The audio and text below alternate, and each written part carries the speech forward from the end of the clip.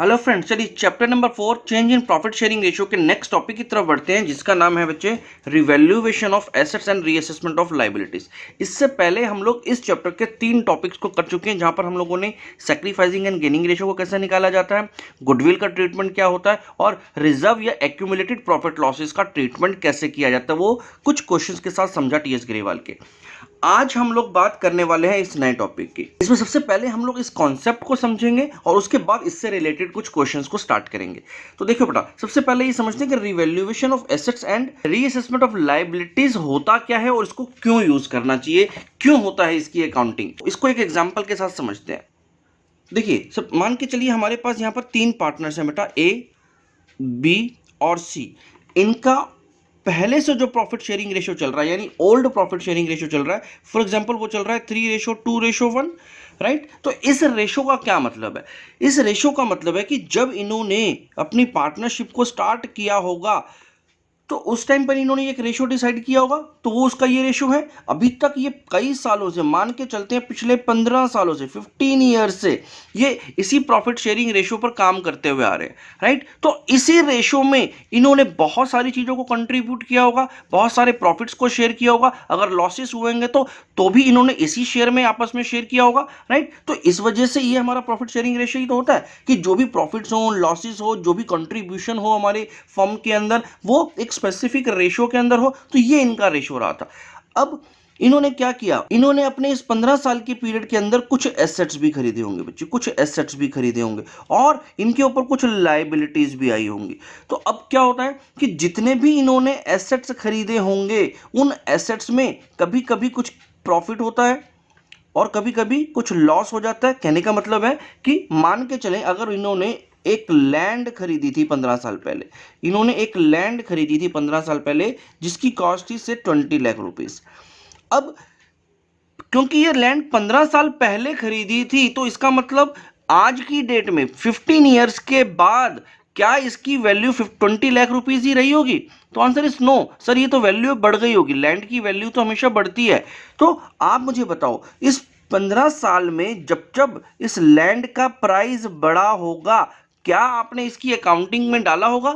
नहीं सर, वो नहीं डालते। क्यों नहीं डालते? क्योंकि जो हमारी अकाउंटिंग होती है वो हिस्टोरिकल प्राइस पर होती है बेटा। हिस्टोरिकल प्राइस का मतलब क्या है कि जिस प्राइस पर हम किसी भी एसेट्स को खरीदते हैं, हम उसी प्राइस पर हमेशा अपनी बुक्स में रखते हैं, उसको बीच में चेंज नहीं करते। लेकिन अब क्या हो रहा है, आज हमारा प्रॉफिट शेयरिंग रेशियो चेंज हो रहा है। हम लोग आज से हम एक नए प्रॉफिट शेयरिंग रेशियो में काम करेंगे, 1:1:1 में।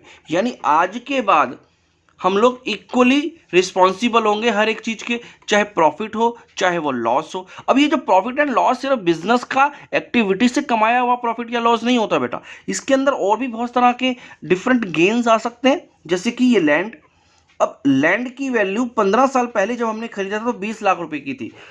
तो 15 साल के बाद अगर मैं इसको वैल्यू को दोबारा से चेक करूं तो शायद ये 1 करोड़ रुपीस हो चुकी होगी। ठीक है, तो 20 लाख रुपए की लैंड जो आज से 15 साल पहले थी, आज इसकी वैल्यू 1 करोड़ रुपए हो चुकी है। तो आप मुझे बताओ, यहां पर एक फायदा हो रहा है या नहीं हो रहा? यस, बहुत फायदा हो रहा है बेटा। तो ये जो 20 लाख रुपए की वैल्यू आज 1 करोड़ रुपए की हो गई, तो आप मुझे ये बता सकते हो कि इस 20 लाख रुपए में कंट्रीब्यूशन किस किस का था?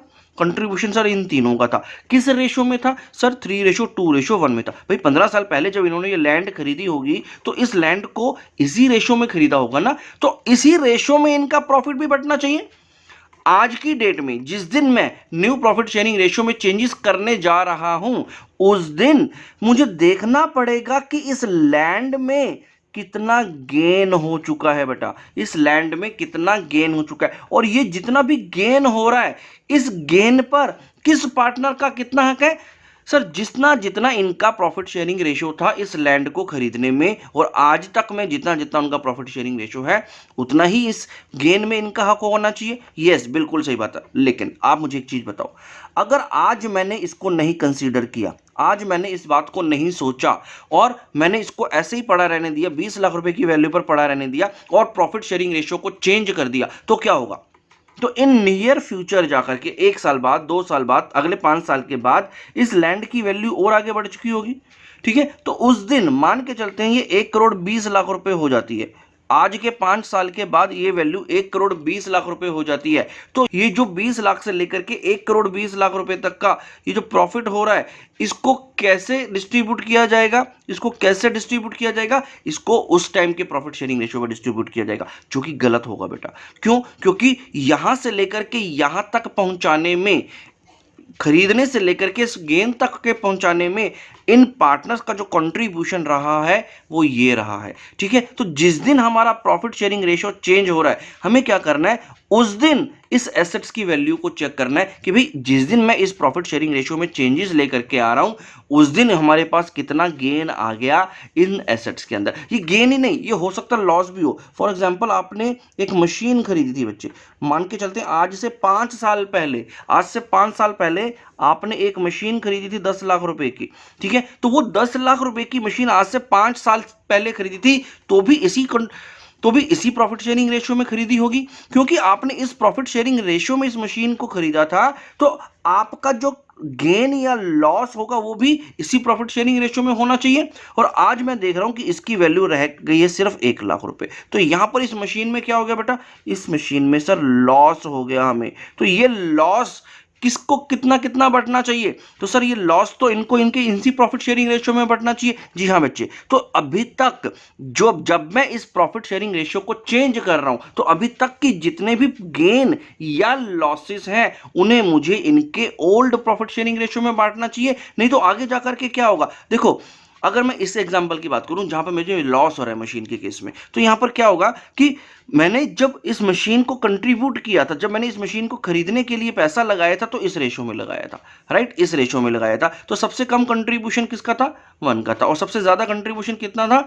A का, जिसका रेशो 3 था।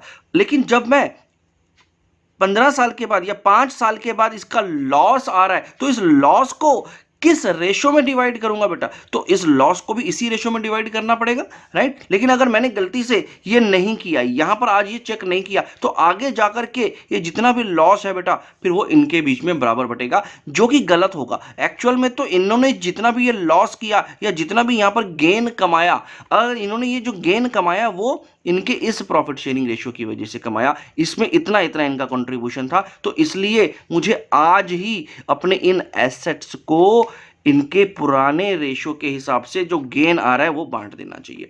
अब मेरे पास इसमें कितना गेन आ रहा है भाई? मेरे 20 लाख रुपए की वैल्यू 1 करोड़ रुपए होगी, यानी मेरे पास 80 लाख रुपीस का जो गेन आ रहा है, इस 80 लाख रुपीस के गेन को आज मैं इन पार्टनर्स को इनके इस प्रॉफिट शेयरिंग रेशियो में डिस्ट्रीब्यूट कर दूंगा, so that in near future जो भी हो वो वहां से नए सिरे से शुरू हो। आज के बाद क्या होगा, अब क्योंकि मेरे एसेट्स की वैल्यू चेंज कर दी मैंने, अब मैंने अपने एसेट्स की वैल्यू बुक्स में भी चेंज कर दी। मैं यहां पर क्या करता हूं बच्चे, जब मेरा नया प्रॉफिट शेयरिंग रेशियो बनता है, तो मैं यहां पर इनको रीवैल्यूएशन कर देता हूं। इसको क्या करता हूं?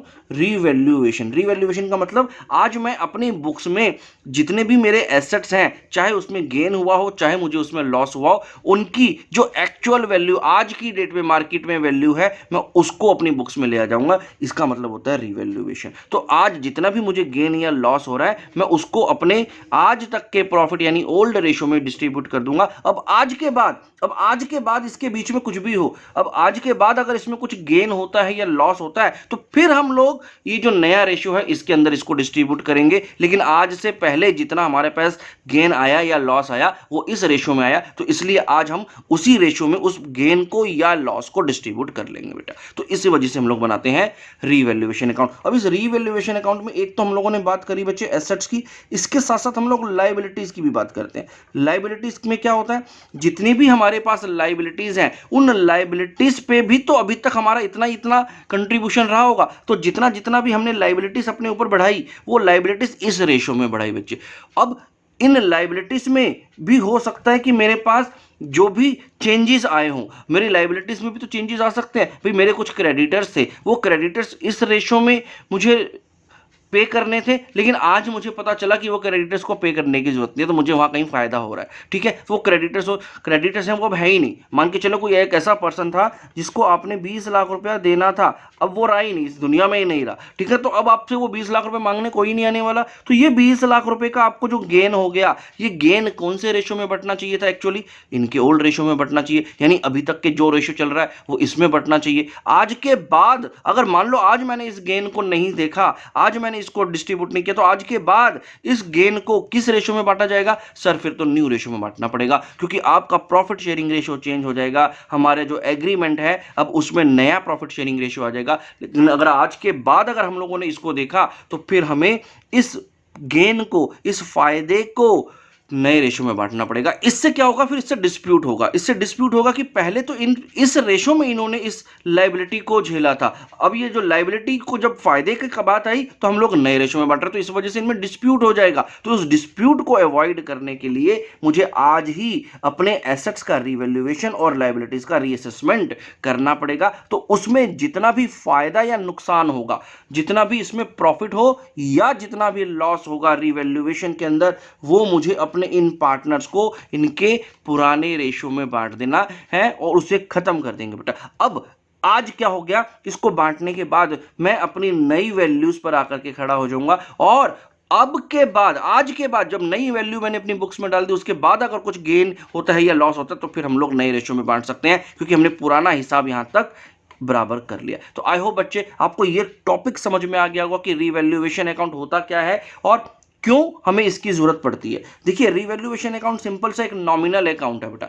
नॉमिनल अकाउंट का मतलब, अगर मैं एक छोटा सा फॉर्मेट बना करके दिखाऊं आपको, तो यहां पर रिवैल्यूएशन अकाउंट को अगर आप बनाएंगे अपने क्वेश्चंस के अंदर, तो यहां पर आपको डेबिट और क्रेडिट में, जैसे कि नॉमिनल अकाउंट में जितना भी आपको लॉस होने वाला है बेटा, जितना भी हमारे को एसेट्स के अंदर लॉस होने वाला है या लायबिलिटीज का लॉस होने वाला है, वो हम लोग डेबिट कर देते हैं, और जितना भी आपको प्रॉफिट होने वाला है, जितना भी आपको प्रॉफिट या फिर गेन जिसको हम लोग बोलेंगे, गेन होने वाला है, वो हम लोग क्रेडिट करते चले जाएंगे। ठीक है, और जितने भी एसेट्स हैं हमारे पास, उन सबको चेक करेंगे, जितनी भी लायबिलिटीज उन सबको चेक करेंगे, उन एसेट से होने वाले सारे लॉसेस को हम लोग यहां पर रिकॉर्ड कर लेंगे, और उन एसेट से होने वाले गेन्स को यहां पर रिकॉर्ड कर लेंगे। इसी तरह से लायबिलिटीज के लॉसेस और गेन्स को हम लोग यहां पर रिकॉर्ड कर लेंगे, और बाद में इनको चेक कर लेंगे कि ओवरऑल क्या पिक्चर बनी, कि टोटल सारे एसेट्स के प्रॉफिट एंड लॉसेस मिलाकर के ओवरऑल मुझे फायदा हो रहा है या नुकसान हो रहा है। तो अगर मुझे नुकसान हो रहा है, अगर लॉस हो रहा है,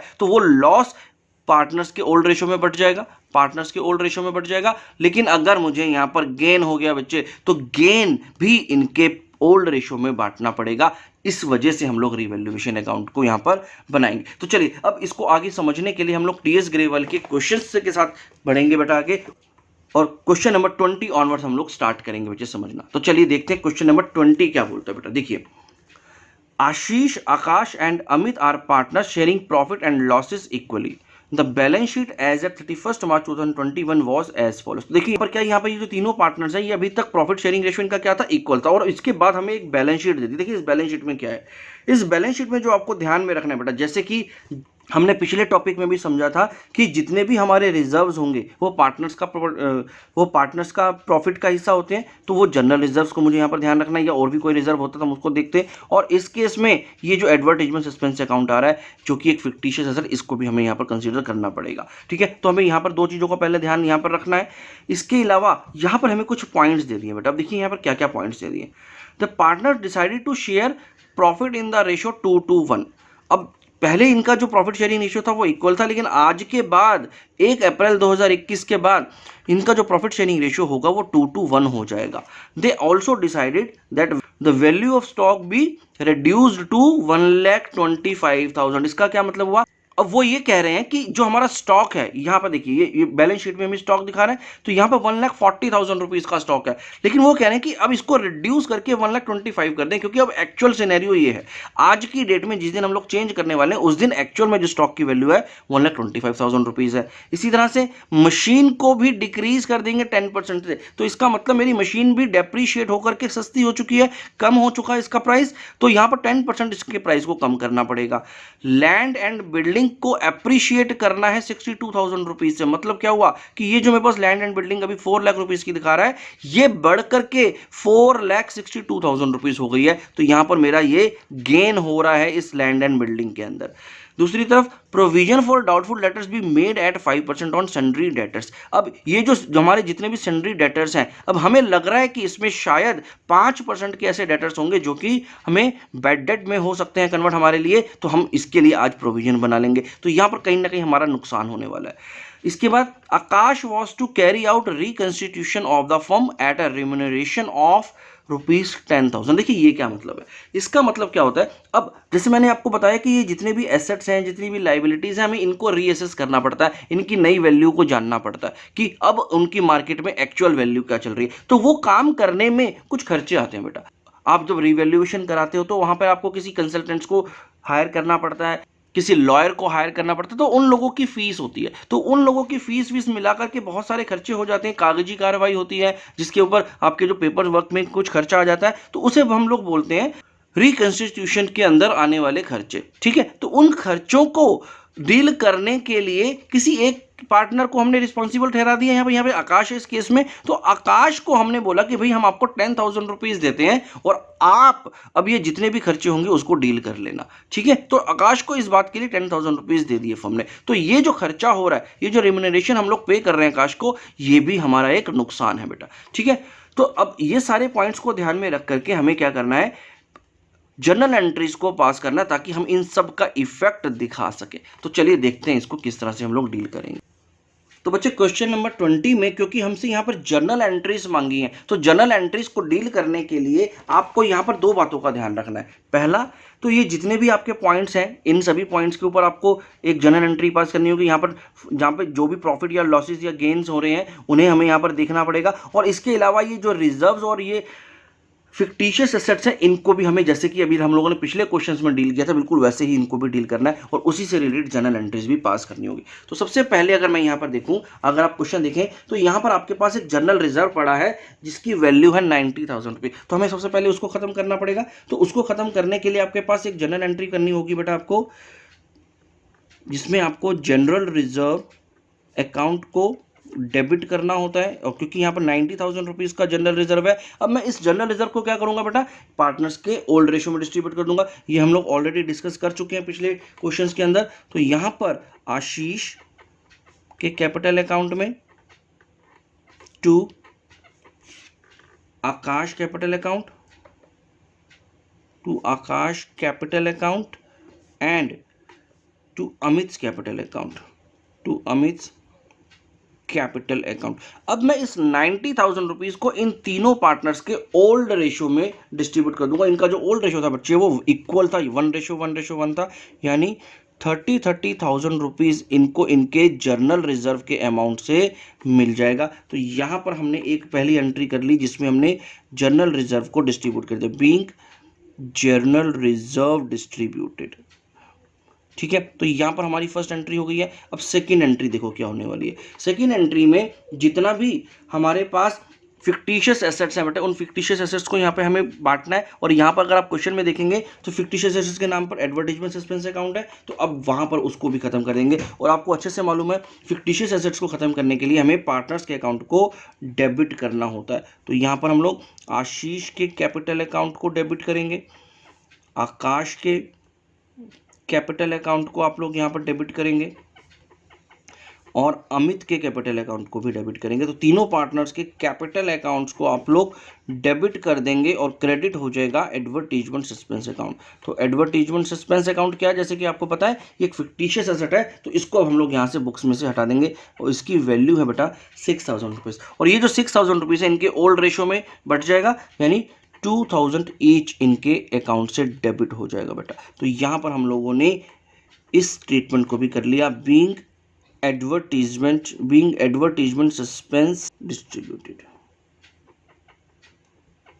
ठीक है। तो बीइंग एडवर्टीजमेंट सस्पेंस डिस्ट्रीब्यूटेड, तो यहाँ पर आपका ये सेकेंड एंट्री भी हो गया। तो सबसे पहले आपने इस क्वेश्चन में क्या किया, जितने भी ये बैलेंस शीट के पॉइंट्स थे आपने पहले उनको कंसिडर किया, जिसमें जनरल रिजर्व और फिक्टिशियस एसेट दो चीज़ें नजर आ रही थी, हमने उनको क्लियर किया। अब हम लोग बात करते हैं इन सब की। अब यहाँ पर हमें देखना है कि हर एक पॉइंट में कब प्रॉफिट हुआ है, कब लॉस हुआ। जैसे कि मैंने आपको अभी थोड़ी देर पहले समझाया था कि जब जब हमें यहाँ पर बेनिफिट होगा तब तब हमें रिवैल्यूएशन अकाउंट को क्रेडिट करना होगा, और अगर लॉस होता है तो हमें रिवैल्यूएशन अकाउंट को डेबिट करना होता है। तो उसी तरह से हम लोग उसी बात को ध्यान में रख करके अपने यहाँ पर एंट्रीज करेंगे।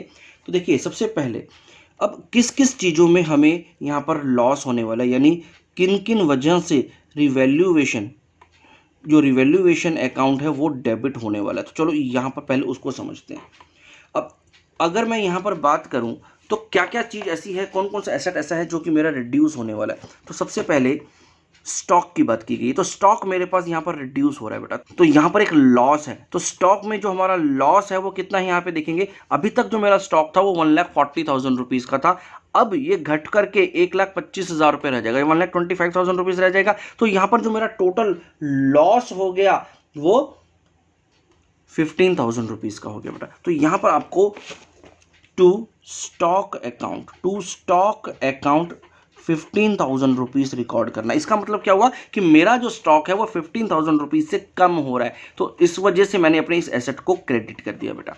ठीक है, आगे देखें। आगे यहाँ पर बोल रहा है मशीन भी डिक्रीज्ड बाय 10%। अब मेरी जो मशीन है वो भी 10% से डिक्रीज हो रही है, उसकी वैल्यू कम हो रही है। तो अभी तक जो मेरी मशीन है, यहाँ पर देखिए मशीन 2,50,000 रुपीज़ इसकी वैल्यू है। अगर मैं इसमें से 10% लेस करूँगा यानी 25,000 रुपीज़ का मुझे लॉस मशीन में भी हो रहा है, तो यहाँ पर मुझे उसको भी रिकॉर्ड करना है। तो टू मशीन भी अब मेरी कम हो रही है बुक्स में, तो मशीन अकाउंट 25,000 रुपीज़ से कम हो रहा है, यानी मेरा मशीन में यहाँ पर 25,000 रुपीज़ का लॉस दिखाया गया है इसके अंदर। इसके अलावा अगर मैं आगे देखूँ तो लैंड एंड बिल्डिंग यहाँ पर एप्रिशिएट है, तो ये प्रॉफिट वाली बात है, इसको हम लोग अगले एंट्री में देखेंगे। Provision for doubtful debts be made at 5%। तो जितना भी आपके पास डेटर्स है, अगर उसमें आपको कुछ डाउटफुल डेटर्स लग रहे हैं तो वो भी आप भी लॉस में कंसीडर कर लोगे, और यहाँ पर जितने भी आपके पास डेटर्स है उसका 5% आपको प्रोविजन बनाना है। तो आपके पास जो है 80,000 रुपीज़ के डेटर्स हैं बच्चे, और उस 80,000 रुपीज़ का 5% यानी 4,000 रुपीज़ के आपको प्रोविजन को बनाना होगा, तो वो भी आपका एक लॉस है, तो आप उसको भी यहाँ पर लिख लेंगे। तो टू प्रोविजन फॉर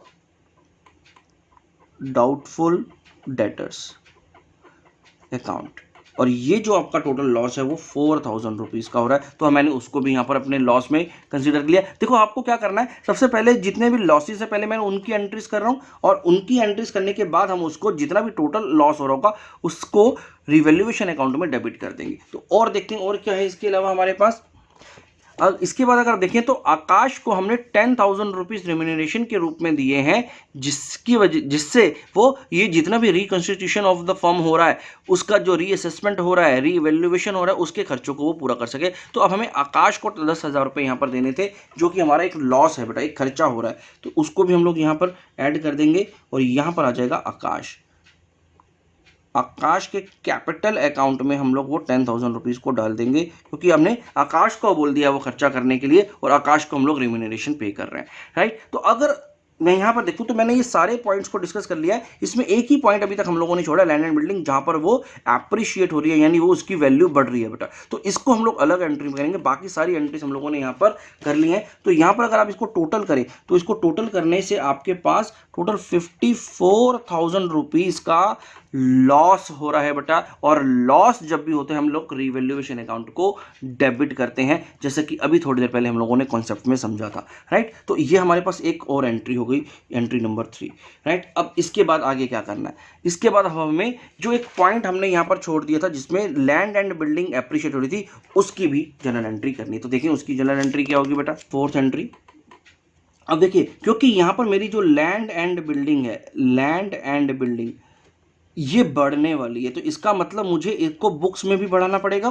तो लैंड एंड बिल्डिंग अकाउंट को अब मुझे यहाँ पर डेबिट करना है, यानी इसको बढ़ाना है, और कितने अमाउंट से बढ़ना है, 62,000 रुपीज़। तो 62,000 रुपीज़ से हमें इसको अप्रिशिएट करना है, जैसे कि हमें इस क्वेश्चन में बोला गया बेटा, ठीक है। तो 62,000 रुपीज़ मेरी लैंड एंड बिल्डिंग की वैल्यू बढ़ गई, और क्रेडिट क्या हो जाएगा, क्रेडिट हो जाएगा revaluation account, revaluation account 62,000 rupees से खत्म हो गया बेटा। तो यहाँ पर हम लोगों ने सभी पॉइंट्स की जनरल एंट्री कर ली बेटा। अब लास्ट में एक काम और करना होता है आपको कि जितना भी आपको रिवैल्यूएशन में प्रॉफिट हुआ या लॉस हुआ उसका एक नेट इफेक्ट देखना पड़ता है कि ओवरऑल आपको प्रॉफिट हो रहा है या लॉस हो रहा है, यानी गेन हो रहा है रिवैल्यूएशन करने से या लॉस हो रहा है, आपको उसको भी फाइंड आउट करना है और उसकी एक फाइनल जनरल एंट्री पास करनी होगी पार्टनर्स के कैपिटल अकाउंट के साथ एडजस्टमेंट। देखिए वो क्या मतलब है इसका और कैसे वो एंट्री को पास करना है।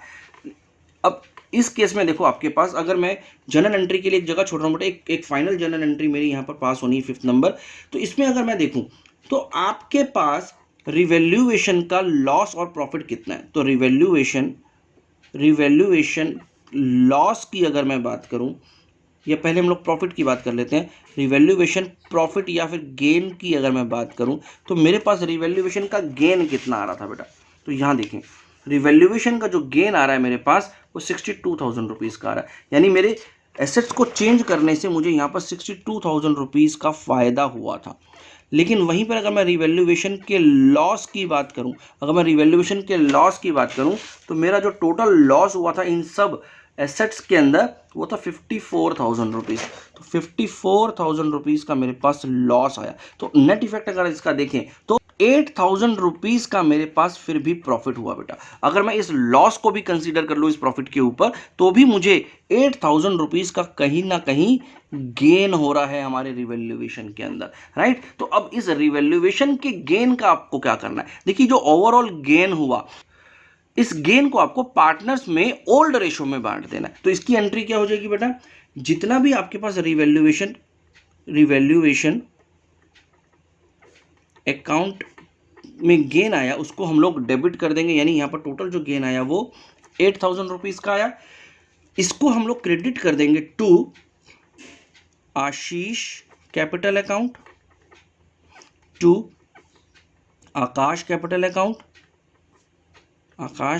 Account and to Amit capital account. अब इनका जो प्रॉफिट शेयरिंग रेशो था बच्चे वो 1:1 था। तो इसका मतलब अगर मैं इस 8,000 रुपीज़ को इनमें डिस्ट्रीब्यूट करूंगा तो पर हेड जो अमाउंट आ जाएगा वो आ जाएगा 2666.66, राइट। तो यानी अब ये इस अमाउंट से मुझे इनके अकाउंट्स को क्रेडिट कर देना है। तो यहाँ पर हम लोग लिखेंगे 2666 एंड 2667 कर देंगे सो दैट ये हमारा जो इफेक्ट है डेसिमल वाला वो खत्म हो जाए। तो ये हो गई हमारी फाइनल जर्नल एंट्री।